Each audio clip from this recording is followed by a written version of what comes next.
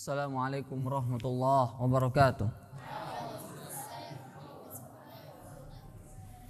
Abda bismillahi musta'ina radin bihi mudabbira mu'ina. Alhamdulillahi kama hadana ila sabilil haqqi wajtabana. Ahmaduhu subhanahu wa ashkuruh wa min masawi amali astaghfiruh. Asyhadu an la ilaha illallah wahdahu la syarika lah wa asyhadu anna Muhammadan abduhu wa rasuluhu la nabiyya ba'dah.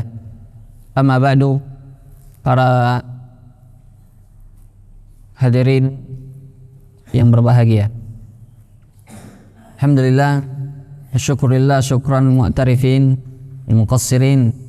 Kita bersyukur kepada Allah atas nikmat hidayah, nikmat iman, nikmat kesempatan, nikmat yang tidak bisa kita menghitungnya.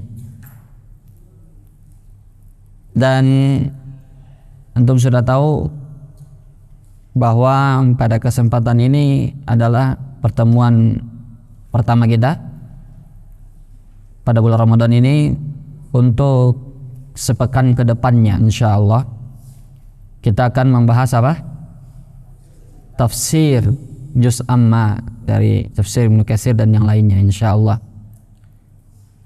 Namun sebelum kita memasuki pelajaran tafsir dari Al-Quran juz amma, terlebih dahulu pada pertemuan ini kita akan membahas pentingnya kita mentadabburi Al-Quran dan kaidah-kaidah dalam mentadabburi Al-Quran.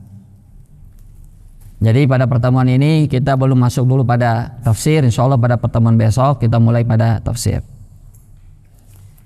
Pertama, kita tahu bahwasanya Al-Quran yang kita baca itu juga adalah Al-Quran yang dibaca oleh para sahabat Nabi dahulunya. Sama Al-Qurannya, tidak ada perbedaannya. Sama-sama 30 juz. Tidak ada yang membedakan. Tapi kita lihat sangat berbeda antara kualitas generasi kita dengan generasi mereka, yang mana Nabi SAW bersabda tentang mereka radhiyallahu ta'ala anhum ajma'in, khairun nasi qarni tsumma alladzina yalunahum tsumma alladzina yalunahum. Sebaik-baiknya generasi adalah generasiku, kata Nabi, kemudian generasi setelahnya. Padahal apa? Al-Qur'annya sama. Beda ada Al-Quran yang kita baca dengan mereka baca? Tidak beda. Apa yang membedakan? Kualitas tadabburnya, sehingga berbeda pada pengamalannya. Kita baca Al-Quran tapi tidak mengerti apa yang kita baca. Kita mengerti apa yang kita baca tapi kita tidak menghayati dan mentadabburinya dan tidak mengamalkannya. Ini yang membedakan. Maka dari itu para ulama kita memberikan kita suatu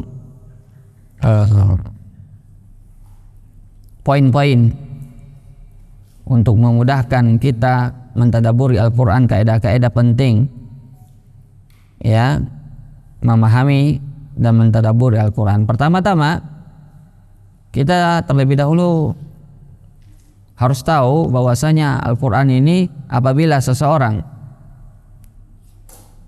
mentadabburinya dan memahaminya lalu mengamalkannya, maka Al-Quran ini akan memberinya hidayah. Al-Quran akan memberinya apa? Hidayah. Allah mengatakan dalam Al-Quran, zalikal kitabu la raiba fihi hudal lil muttaqin. Hidayah bagi orang yang bertakwa. Jadi hidayah Al-Quran ini ada dua, hidayatul irsyad dan hidayatul taufik.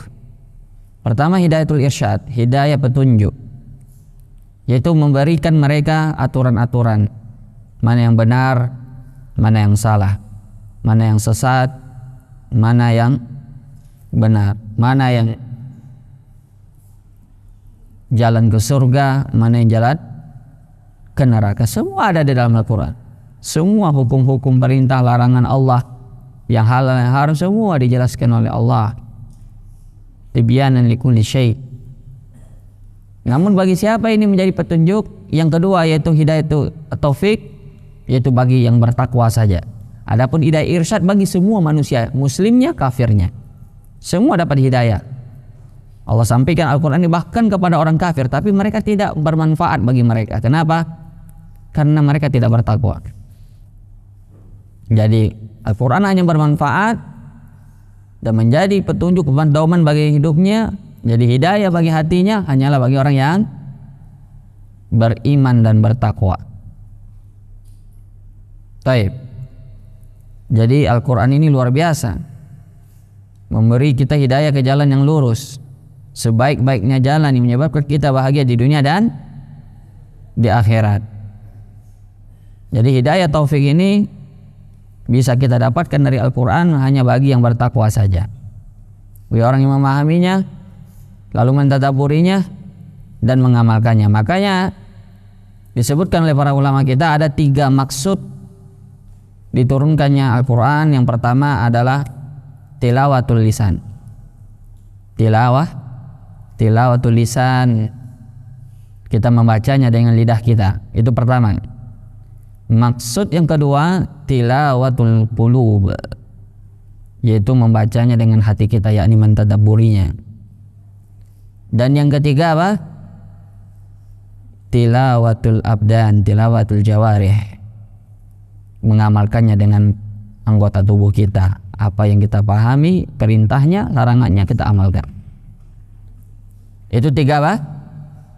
Tujuan Al-Quran diturunkan. Yang pertama, kita membacanya dengan lisan kita. Yang kedua, kita hayati dengan hati kita, kita tadabburi. Dan yang ketiga apa? Setelah ditadabburi, diamalkan, nampak dia dalam perbuatan kita. Inilah yang menyebabkan ya generasi terdahulu menjadi generasi yang terbaik, generasinya para sahabat, para tabi'in. Makanya Imam Malik berkata, beliau mengatakan apa yang dikatakan oleh guru beliau, ya, la tuslihu akhir hadhil ummah illa ma aslaha awwalaha. Tidak akan baik umat yang terakhir ini, kita umat terakhir ini, kecuali apa yang membuat generasi pertamanya itu baik. Itu perkataan siapa? Imam Ahmad atau Imam Malik? Imam Malik. Tidak akan baik generasi kita ini, generasi terakhir ini, kecuali apa yang membuat generasi terdahulu baik. Apa yang membuat generasi terdahulu baik? Mereka membaca Al-Quran, lalu mentadabburinya, lalu mengamalkannya.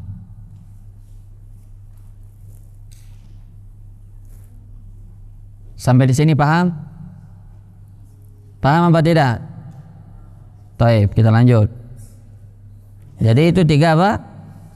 Tujuan Al-Quran diturunkan. Adapun tujuan yang pertama tadi apa? Membacanya dengan lisan, yang mana satu hurufnya dibalas dengan 1 kebaikan, dan setiap 1 kebaikan dibalas dengan 10 kali lipat. Ya, ada 10, dibalas 10 kebaikan, 10 kali lipat. Dan tidaklah alif lam mim itu 1 huruf, tapi alif 1 huruf, lam 1 huruf, mim 1 huruf. Taib. Itu tujuan yang pertama, kita membacanya. Iqra hadzal Qur'an fa innahu ya'ti yaumil qiyamah syafi'an li ahli.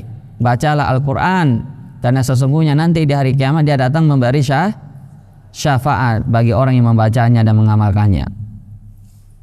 Kemudian Rattilil Quran kama turattil fid dunya. Jadi kedudukan kita di surga nanti adalah tergantung pada akhir ayat yang kita baca pada Al-Quran.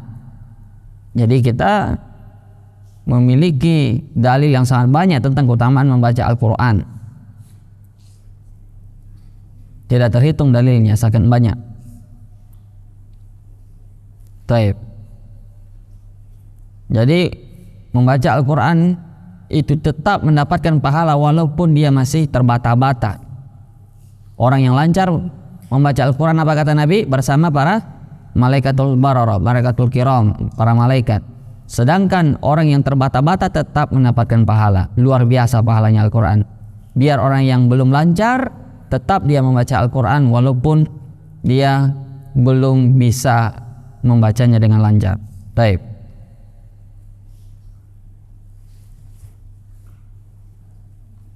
Oleh karena itu Nabi SAW mengatakan khairukum man ta'allama al-Qur'ana wa 'allamah.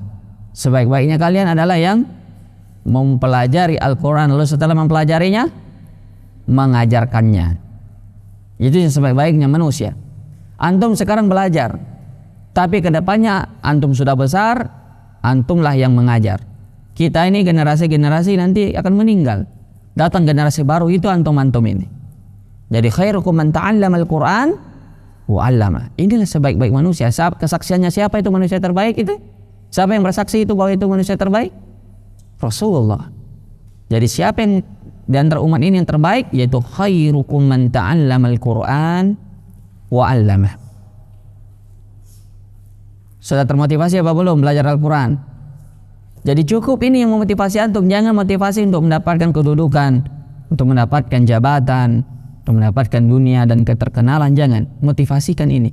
Karena Rasulullah mengatakan sebaik-baiknya manusia adalah yang mempelajari Al-Quran lalu setelah itu dia mengajarkannya. Itu motivasi kita belajar Al-Quran. Dan motivasi akhirat lainnya. Jangan sedikit pun dunia menjadi apa?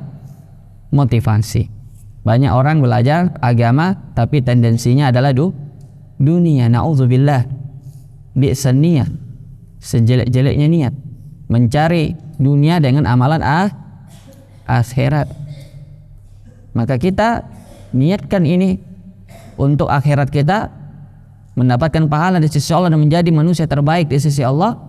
Kalaupun toh datang dunia, maka kita katakan ada itu adalah busyra ajil, yaitu kabar gembira yang disegerakan. Artinya itu tidak ada apa-apanya. Dapat dunia alhamdulillah, tidak dapat juga tidak ada masalah. Itulah seorang penuntut ilmu syar'i. Jadi dia tahu bahwa orang mempelajari Al-Quran adalah manusia terbaik. Sudah, itu cukup motivasi baginya. Taib. Kemudian setelah itu ada yang lebih besar daripada sekadar tilawatul lisan, sekadar membacanya. Mungkin banyak orang membacanya, bahkan dia pintar ya dengan segala tajwidnya, masya Allah, dia hafal matan Al-Jazariyah misalnya. Wah, dia hafal matan matan dalam ilmu tajwid. Tapi sekedar membaca saja, tidak lebih dari itu. Hanya sekedar membaca. Ini belum sampai pada tujuan. Sekedar membaca, antum tahu kelompok yang dibilang oleh Nabi kelompok anjingnya neraka. Siapa mereka? Khawarij. Di antara ciri khasnya mereka adalah memberontak pada penguasa. Inilah yang diajar-ajarkan kepada mahasiswa. Antum lihat ini demo jalanan sekarang. Sampai tidak mengajar hari ini gara-gara demo yang macetnya luar biasa, di mana-mana macet. Itu gara-gara pemikiran itu diajarkan, dibolehkan. Tidak boleh itu. Itu pemikiran Khawarij. Kita tidak memvonis mereka Khawarij, tapi pemikiran Khawarij. Begitu pemikiran Khawarij yang paling khas, memberontak pada penguasa dengan cara-cara yang ya dicontohkan oleh dedengkotnya. Siapa dedengkotnya? Khawarij di zaman Nabi sudah ada. Siapa mereka? Siapa yang tahu? Khuwaisirah. Itu yang mengatakan kepada Nabi, "I'dil ya Muhammad."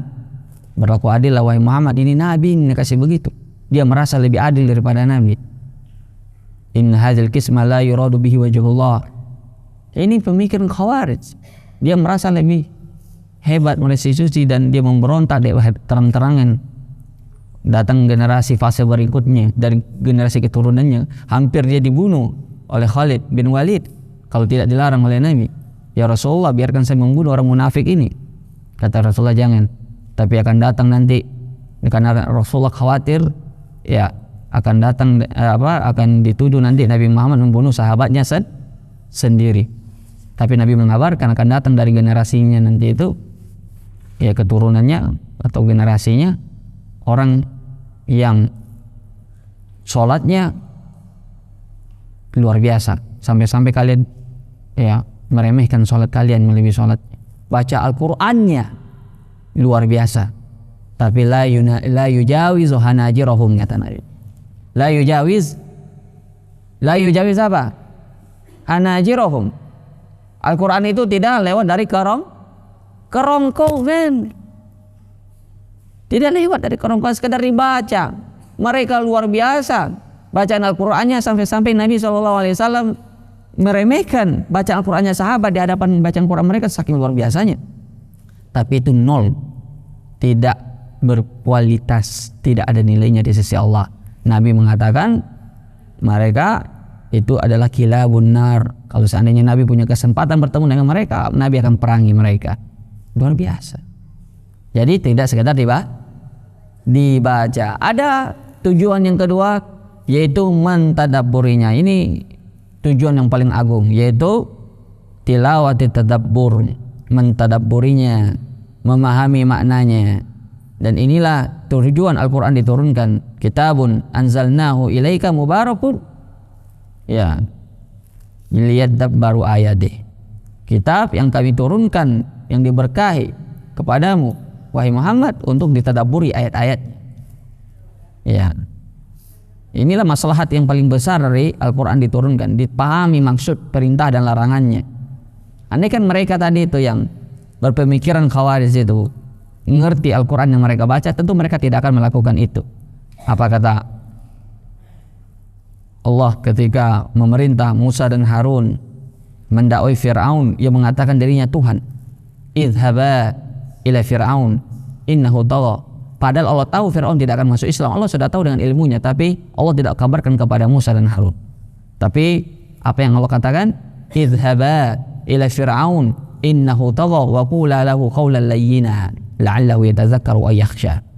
Ya, pergilah kalian berdoa kepada Fir'aun dan katakan kepadanya perkataan yang layyin. Apa itu layyin? Lembut. Perkataan yang lemah lembut. Mudah-mudahan dia takut. Artinya apa? Artinya itulah tadabbur dari Al-Qur'an. Jadi Al-Qur'an ini diturunkan tujuannya adalah untuk ditadabburi, bukan sekedar untuk dibaca saja. Inilah gunanya kita nanti belajar tafsir. Apa maksud dari ayat ini? Apa tujuannya? Apa sababun nuzulnya? Dan seterusnya. Supaya kita ngerti apa yang Allah inginkan dari kita terhadap ayat ini. Jadi bukan hanya sekedar apa? Bukan hanya sekedar apa? Bukan hanya sekedar dibaca. Jadi ditadabburi, dipahami maknanya, dihayati, dipikirkan. Inilah yang membedakan kita apa? Dengan generasinya para sahabat, generasi terbaiknya umat ini. Makanya Allah mengatakan dalam Al-Qur'an, afala yatadabbarunal Qur'an. Tidakkah mereka mentadabburi Al-Qur'an? Am ala qulubin aqfaluha? Ataukah hati mereka itu sudah terkunci? Artinya orang yang tidak bisa mentadabburi Al-Qur'an, artinya hatinya tertutup, tidak bisa memasuk Al-Qur'an, tidak meresapi, lebih keras daripada batu. Batu saja masih bisa terpancar darinya mata air, berarti ini lebih keras daripada batu. Al-Qur'an apabila diturunkan kepada gunung bisa hancur. Apabila diturunkan kepada langit bisa terbelah. Luar biasa ini Al-Qur'an. Tapi diturunkan kepada manusia, tapi tidak tersentuh, ini luar biasa. Luar biasa kerasnya hatinya. Nah, ini penyebabnya banyak. Mungkin karena tidak paham memang uslub, gaya bahasa, tujuan dari perkataan tersebut, atau memang hatinya sudah terlalu banyak dosa, bergelimang lumpur dosa, sehingga apa? Tidak bisa lagi memahami dan menghayati Al-Qur'an. Jadi tadabbur itu ada tujuan yang termasuk tujuan paling besar diturunkannya Al-Qur'an. Makanya inilah yang akan kita bahas sedikit ini pada pertemuan ini, kiat-kiat bagaimana caranya kita bisa menghayati dan mentadabburi Al-Qur'an. Dan anehnya, ya lucu, sekaligus aneh kalau menurut saya. Di mana letak lucunya? Lucunya kita sekarang ini kita lihat banyak orang yang subhanallah sangat antusias memperingati nuzul Quran. Kapan nuzul Al-Quran diperingati oleh orang biasa? Hah? Itu tidak biasa merayakan nuzul Quran? Tidak tahu.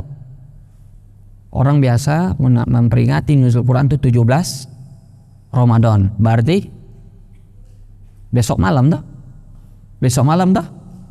Orang biasa merayakan nuzul Quran, turunnya Al-Quran itu 17 Ramadan. Perayaan yang tidak ada tuntunannya tentunya. Tapi ingin kita katakan satu hal. Bersamaan dengan perbedaan pendapat ulama tentang kapan turunnya Al-Quran, karena ada yang jelas nas sharih, nas yang sangat tegas dan jelas dalam Al-Quran, inna anzalnahu fi lailatul qadar, inna anzalnahu fi lailatin mubarakah, syahrul ramadana unzila fihil Quran. Jadi Al-Quran itu diturunkan di Lailatul Qadar, di Lailatul Mubarakah. Ada yang mengatakan 15 Syaban, tapi itu pendapat sangat lemah, karena 15 Syaban itu tidak ada keutamaannya. Hadis-hadisnya mau palsu.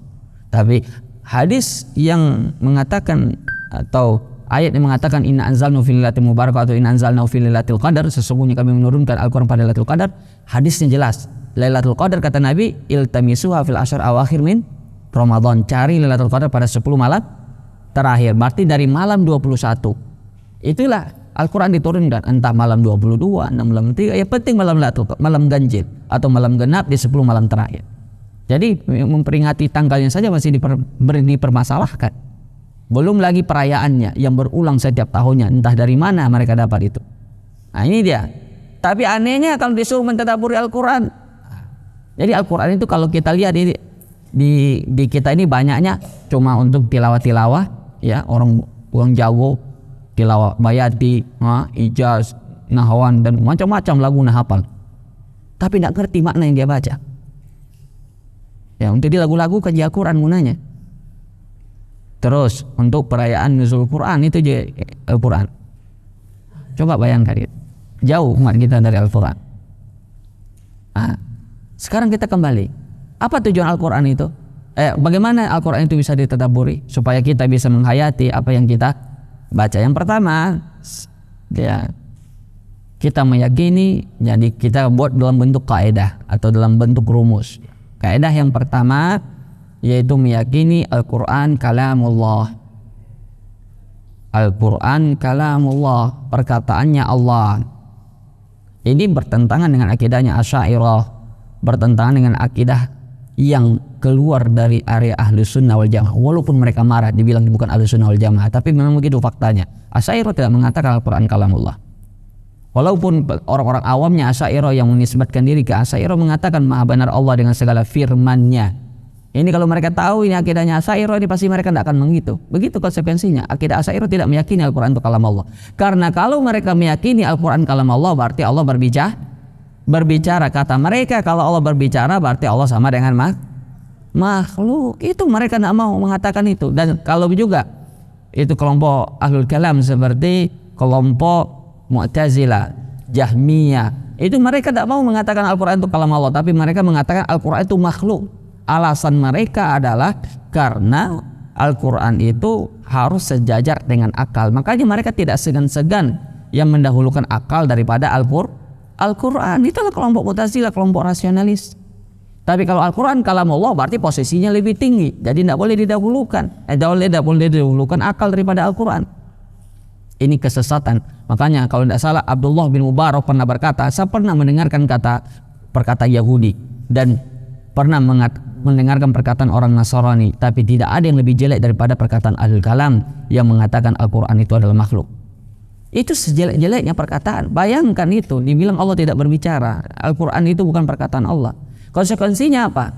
Konsekuensinya kesyirikan besar. Coba ketika Allah mengatakan la ilaha illa ana fa'budani wa aqimis sholata li dzikri, dalam surat Thaha. Tidak ada Tuhan selain saya. Kira-kira ada enggak yang mengatakan ini selain Allah? Jibril berani mengatakan saya Allah? Tidak ada Tuhan selain saya? Kalau itu perkataan bukan perkataan Allah, lalu perkataan siapa? Jibril. Beranikah Jibril mengatakan tidak ada Tuhan selain saya? Tidak mungkin Jibril mengatakan itu. Nabi Muhammad apalagi. Jadi perkataan itu dikatakan dia perkataan adalah orang yang pertama kali mengatakannya. Sekarang saya tanya antum, ketika saya mengatakan Innamal a'malu binniyat wa innamal likulli imri'in ma nawa. Kan ini saya yang bicara ini, toh? Saya yang bicara toh? Innamal a'malu binniyat wa innamal likulli imri'in ma nawa. Faman kana hijratuhu ila Allah wa rasulihi fa hijratuhu ila Allah wa rasulihi. Man kana hijratuhu lid dunya yusibu wa imra'atin yankihuha fa hijratuhu ila ma hajara ilaih. Itu perkataan saya atau perkataan Nabi? Padahal saya yang mengucapkan loh. Perkataan saya apa perkataan Nabi? Perkataan Nabi. Jadi yang definisi perkataan itu adalah yang pertama kali mengucapkannya. Jadi tidak mungkin yang mengatakan la ilaha illa ana fa'budni wa aqimus sholata li dzikri itu selain Allah. Tidak mungkin. Itu jeleknya konsekuensi mengatakan Al-Quran itu bukan perkataan Allah. Perkataan sangat jelek. Jelek sekali. Begitulah antum kalau belajar akidah, ngerti antum kenapa orang itu bisa mentahzir, memperingati ini menyimpang akidahnya. Kan perkara akidah itu perkara besar ya ikhwah. Tapi antum masih kecil-kecil ya sebagian sudah besar. Tapi kalau antum nanti mengerti perkara akidah ini luar biasa. Jadi itu intinya. Yang pertama Al-Quran itu kalamullah.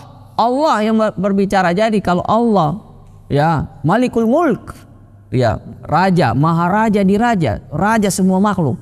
Antum kalau presiden bicara sama antum kira-kira gimana perasaan antum? Raja bicara sama antum, bagaimana pula rajanya raja, pemimpinnya semua pemimpin, rajanya sekalian raja.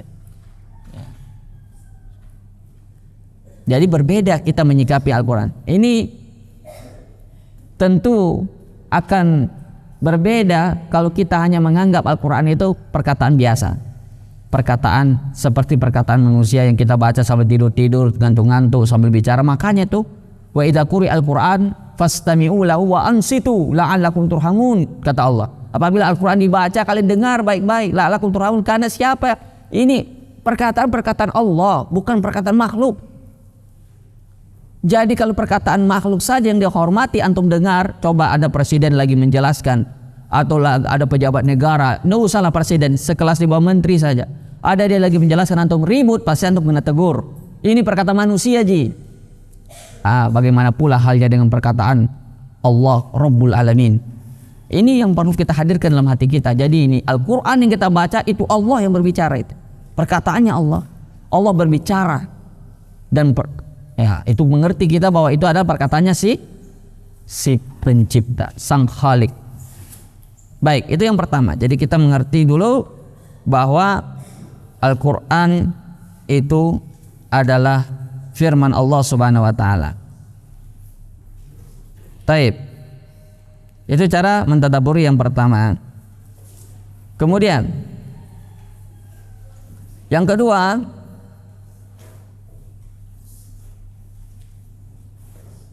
bahwasanya Al-Quran itu khitab likulli ahad fi kulli zaman wa fi kulli makan. Jadi Al-Quran itu adalah perkataan Allah yang tertuju pada setiap orang, di setiap zaman dan di setiap tempat. Artinya Al-Quran itu bukan untuk siapa-siapa, tapi untuk kita semua.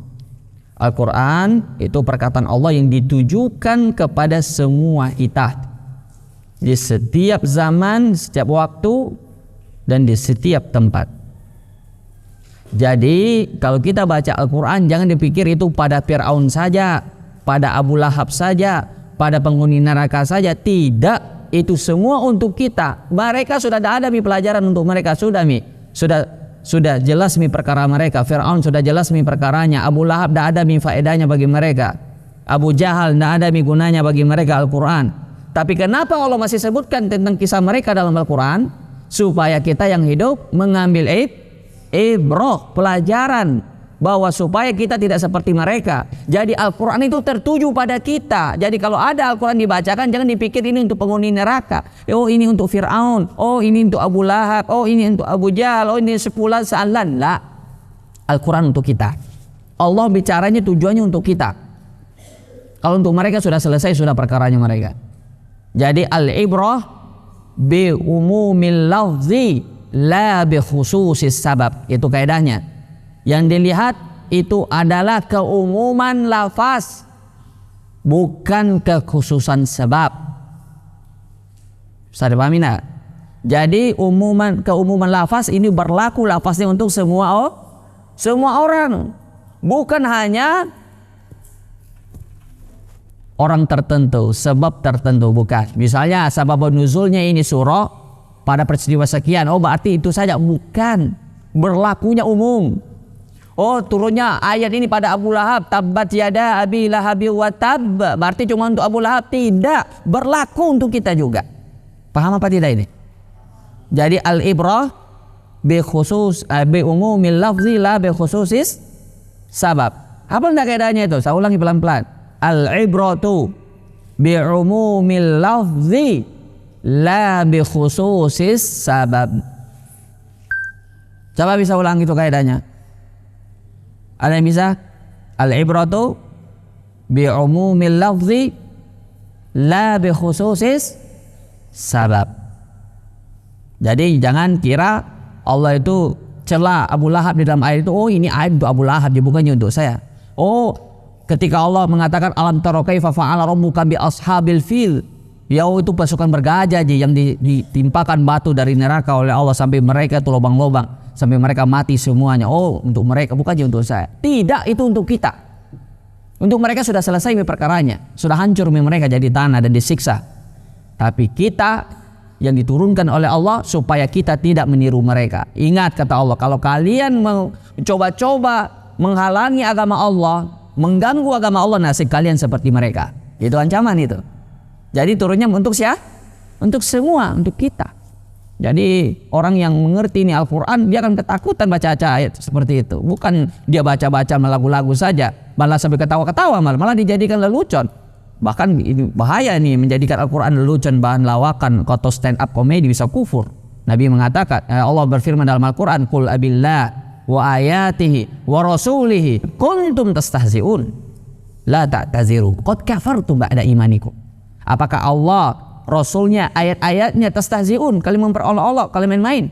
La ta'taziru, tidak usah minta maaf. Qad kafartum ba'da imanikum, kalian telah kafir setelah kalian beriman. Jadi memperolok-olok ayat itu lawan dari tadabbur, tujuan dari Al-Quran ini diturunkan, maka hati-hati. Jadi kalau ada orang memaini Al-Quran, tegur dia. Siapapun ya, mau ustaz sekalipun tegur. Ustaz, tidak boleh ustaz. Berani tidak? Kira-kira ada ustaz memperolok-olok Al-Quran dan tegur? Tidak berani. Kenapa tidak berani? Tegur saja. Ini dosa yang terang-terangan seperti itu perlu diingatkan. Karena itu dosa, bukan dosa kecil, bisa menyebabkan orang keluar dari Islam. Baik, jadi itu kaedahnya, al-ibratu bi khusus bi umumil lafzi la bi khususis sabab. Baiklah, terus jadi Al-Quran itu adalah pembicaraan Allah kepada semua makhluk, semua kita, bukan orang lain. Kita arahkan itu perkataan kepada diri kita, sehingga kita sadar, oh ternyata begini, oh ternyata begini, oh ini hukumnya begini, hukumnya begini. Kita khobarnya Al-Quran kita terima, kita benarkan. Berita dari Al-Quran kita imani. Perintahnya Al-Quran kita kerjakan. Larangannya Al-Quran kita jauhi. Bukan untuk siapa-siapa, itu untuk kita. Jadi Al-Quran ini diarahkan untuk semua hamba-hamba Allah yang bertakwa, tentunya yang mengamalkan Al-Quran. Adapun bagi mereka yang tidak bertakwa, hanyalah sekadar hidayah irsyad. Dia dapat hidayah juga sampai kepada mereka kebenaran, tapi tidak bermanfaat bagi mereka, sehingga mereka tidak mengamalkannya. Kemudian kaidah yang ketiga. Kaidah yang ketiga, yang kedua apa tadi? Al-Quran itu ditujukan untuk semua orang. Baik.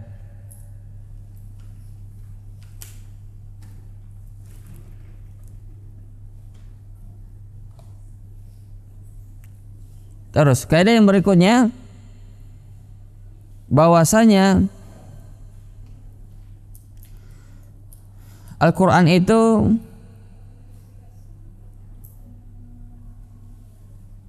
harus diketahui bahwa itu kaidah yang ketiga adalah itu tidak batal puasanya menurut kesepakatan, tidak ada perbedaan pendapat di situ. Masalahnya kalau yang disengaja, dia misalnya masturbasi atau onani, ini ada perbedaan pendapat di kalangan ulama. Ada yang mengatakan batal dan ada yang mengatakan tidak batal. Tapi pendapat yang lebih kuat batal, karena inti dari puasa itu menahan syahwat. Ada ulama yang mengatakan tidak batal karena yang mereka anggap batal itu cumalah jima, hubungan suami istri. Tapi ini pendapat ini perlu ditinjau ulang, karena pendapat yang lebih kuat, karena esensi intisari dari puasa itu menahan syahwat, sedangkan orang ini tidak menahan syahwatnya, berarti tidak ada guna puasanya. Paham ya? Jadi kalau dia melakukan ini dengan sengaja, batal puasanya dan wajib dia membayarnya di hari yang lain dan dia berdosa. Nah, silakan. Masih ada?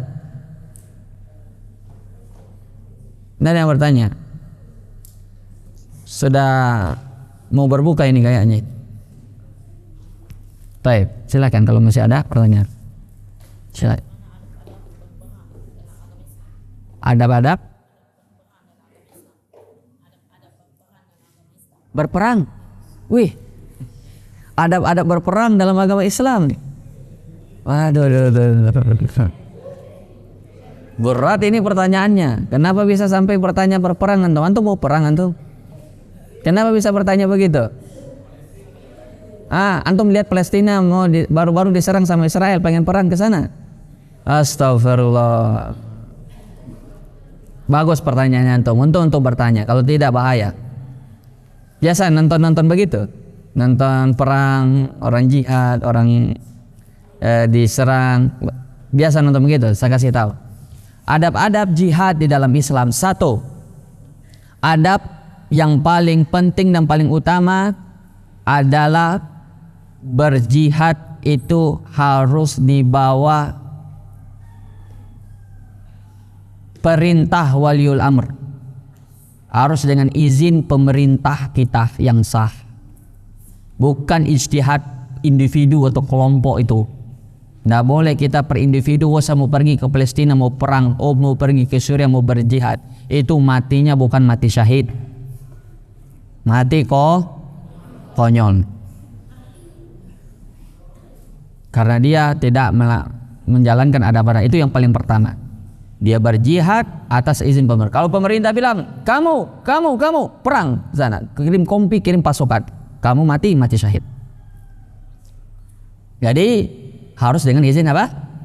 Pemerintah.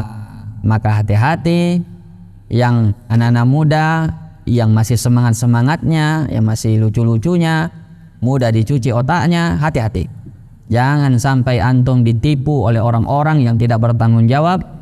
Atas nama jihad, antum disuruh bom bunuh diri, disuruh pergi ke sana. Kalau ada nanti antum temukan orang yang mendoktrin antum untuk jihad ke Palestina, dia bilang bapak saja duluan atau antum saja duluan, saya pengen lihat. Antum berani enggak? Biasanya orang yang mendoktrin orang itu dia tidak pergi jihad dia. Anaknya main bola enak-enak tapi dia banyak dai-dai yang begitu. Dai-dai yang memprovokasi orang untuk pergi jihad ke Palestina, ke Suriah tanpa izin pemerintahnya banyak.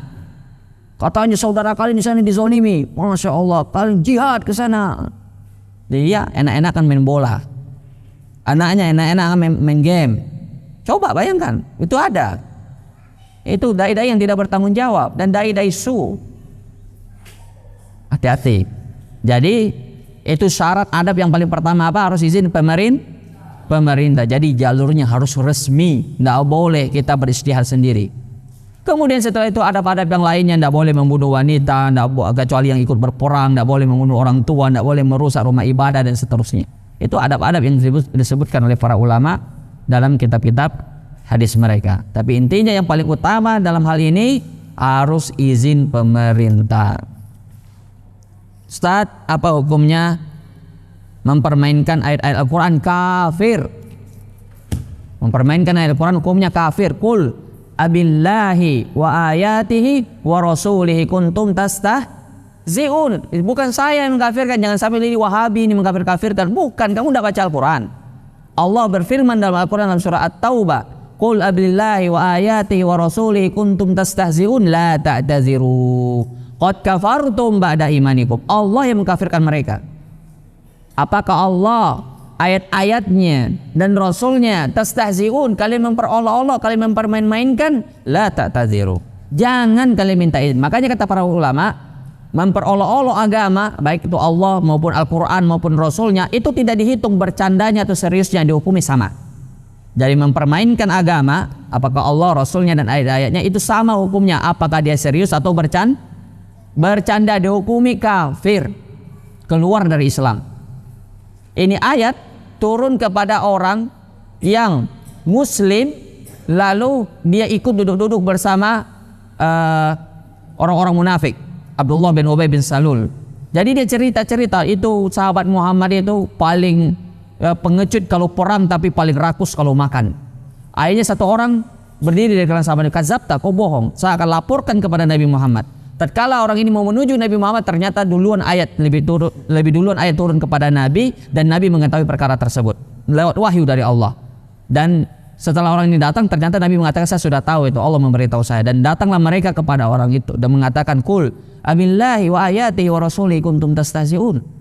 Lalu orang ini minta maaf, sampai-sampai terseret-seret kakinya itu di batu-batu. Nabi di atas kudanya, ya beliau tidak, la ta'taziru qad kafartum ba'da imanikum, tidak usah kalian minta maaf, kalian telah dihukumi kafir.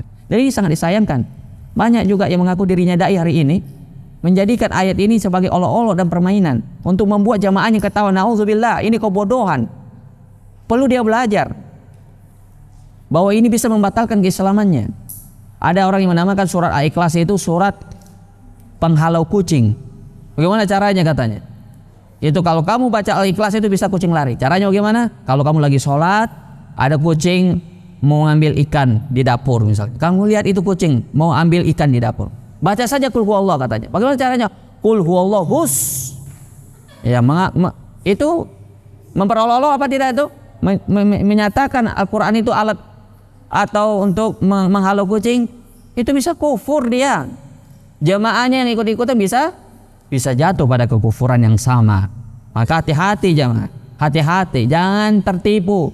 Walaupun dia dai-dai konvensional banyak pengikutnya, tapi kalau dia mempermainkan ayat Allah bisa dihukumi kafir. Tidak main-main, itu perkara besar. Jadi hukumnya mempermainkan ayat Allah bisa dihukumi kafir dengan nas Al-Quran langsung. Bahkan itu dimasukkan oleh Syekh Muhammad bin Abdul Wahhab dalam salah satu Nawaqidul Islam, pembatal keislaman. Wallahu a'lam. Masih ada pertanyaan? Silakan. Kalau masih ada tanya. Kalau tidak ada kita cukupkan. Berapa menit lagi berbuka? 6 menit. Naktafi bihadzal qadar, subhanaka bihamdik, asyhadu an la ilaha illa anta, astaghfiruka wa atubu ilaik. Assalamualaikum warahmatullahi wabarakatuh.